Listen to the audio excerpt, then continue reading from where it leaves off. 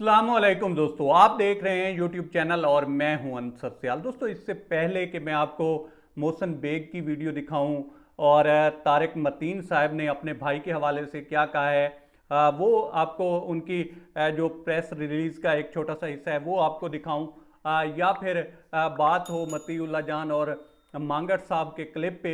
पहले जो है बात कर लेते हैं, कुछ नई डेवलपमेंट सामने आई हैं औरत मार्च के हवाले से।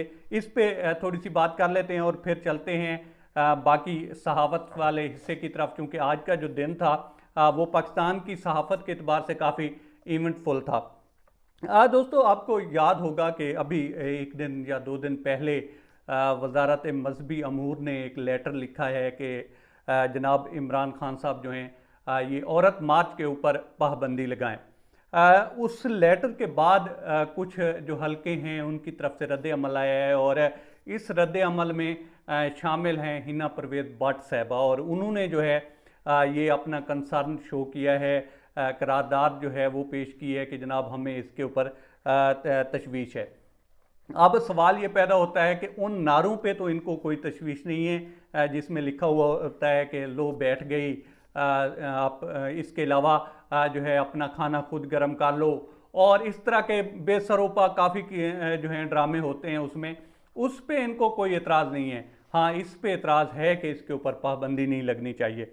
अब मैं आपको बताऊं कि इस मर्तबा जो है एक और प्लान भी तैयार हो रहा है, और वो ये है कि हिजाब मार्च हो सकता है। क्योंकि अगर एक साइड पे होगा औरत मार्च होगा तो दूसरी साइड पे हिजाब मार्च भी हो सकता है, और शायद इसकी प्लानिंग भी हो रही हो। क्योंकि जिस तरह से इंडिया में जो है सिचुएशन डेवलप हो रही है, तो वहाँ की जो औरतें हैं उनकी सोलिडेरिटी के लिए यहाँ पे हिजाब मार्च भी हो सकता है। तो औरत मार्च होगा तो इसके बराबरी में हो सकता है कि हिजाब मार्च हो, और फिर पता चलेगा कि कौन जो है किसको अप्रिशिएट करता है।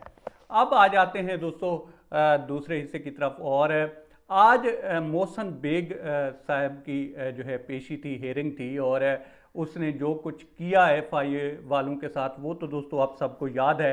और वहाँ पे किस तरह से जो है सरेआम पिस्टल चला है और गोलियां चली हैं, और उनको किस तरह से भागकर अपनी जान बचाना पड़ी है। लेकिन आज फिर उन्होंने हर्जा सराई की है और काफ़ी बिलो द बेल्ट जाकर इमरान खान साहब पर उन्होंने बातचीत की है। क्या कहा है ये सुनिए ज़रा, और उसके बाद बात करते हैं। ये देखिए कि उन्होंने कहा क्या है, ये देखिए। बेग साहब, इमरान खान को कोई पैगाम, इमरान खान को कोई पैगाम पैगाम यही है कि उसके जिल्लत के दिन आने वाले हैं।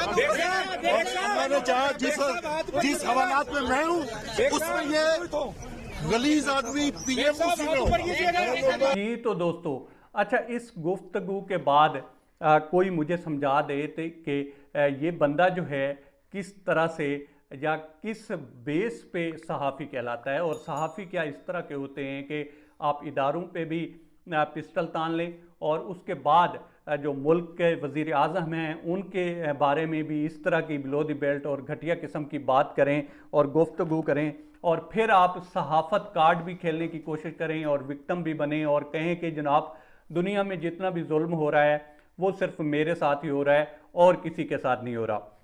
अच्छा, इधर ही आज ही एक और जो है नया ड्रामा हुआ है, और वो हुआ है दोस्तों कि जब वहाँ पे हेयरिंग हो रही थी और वहाँ पे मतीउल्लाह जान साहब गए हुए थे उसको कवर करने के लिए। वो क्लिप जो है काफ़ी चल रहा है सोशल मीडिया के ऊपर भी, काफ़ी वायरल भी हुआ है।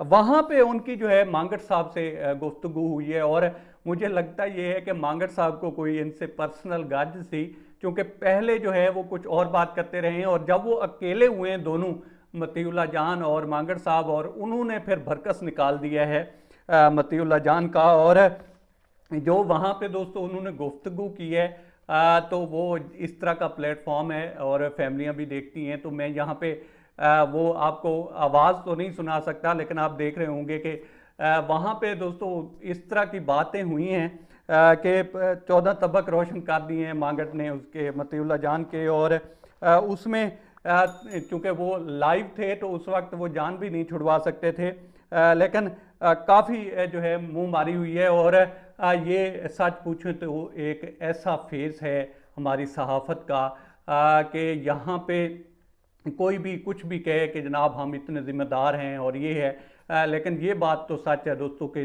सोसाइटी जो है वो पोलराइज हो गई है। सच और झूठ में जो है फ़र्क किए बिना लोग जो हैं एक धड़ा जो है मल लेते हैं या एक धड़े की साइड पे खड़े हो जाते हैं और उसको ये नहीं देखते कि वो राइट पे है या रॉन्ग पे है। अब वो मतीउल्लाह जान साहब जो हैं वो सपोर्ट करते हैं जो भी किया है मोहसिन बेग ने। वो कहते हैं कि जनाब इनकी जबरी तौर पर इनको उठाया गया है और ये किया गया है। वो मतलब ये कि वो इन चीज़ों को जस्टिफाई करते हैं कि उसने जो किया है ठीक किया है, बाकी दुनिया सारी गलत है। उसका जवाब दिया है मांगड़ साहब ने। अच्छा, अब आ जाते हैं दोस्तों, आज एक और जो है सहाफ़ी एक और गोली का निशाना बने हैं और वो बच्चों को छोड़कर आ रहे थे।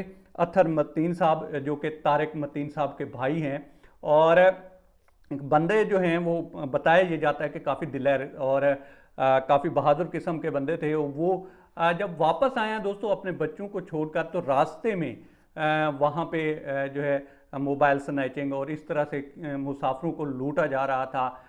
तो उन्होंने उनको जो डकैत थे उनको गाड़ी मारने की कोशिश की है और इस दौरान उनको गाड़ी या तो सही तौर पर लगी नहीं है या वो जो है वहाँ पे गाड़ी के नीचे नहीं है। बहरहाल वो खड़े हुए हैं और उन्होंने फ्रंट से जो है उन्होंने फायर खोला है और वो उनको लगा है।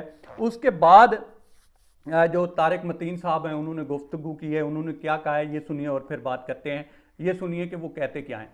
ये हमारा बच्चा है, मेरा छोटा भाई है, हम उसे सुपुर्द खाक करेंगे और उसके बाद मैंने ये पहले भी कहा था और मैं मुकम्मल जिम्मेदारी के साथ पूरे होश व हवास में मैं ये बताना चाहता हूँ कि इसके लिए मैं कल ज़ोहर के बाद हम इंशाल्लाह तदफीन करेंगे और फिर सोयम के बाद अगर तब तक ये ज़िम्मेदार लोग, क्योंकि वहाँ इनको जब हिट किया है इनकी बाइक स्टार्ट नहीं हुई, इन्होंने उसको धक्का दिया है, ये दूसरे एंड पर पहुँचे हैं, इनको लोगों ने पत्थर मारे हैं, इन्होंने पता ये चल रहा है कि एक और बाइक छीनी है, फिर वहाँ से गए हैं।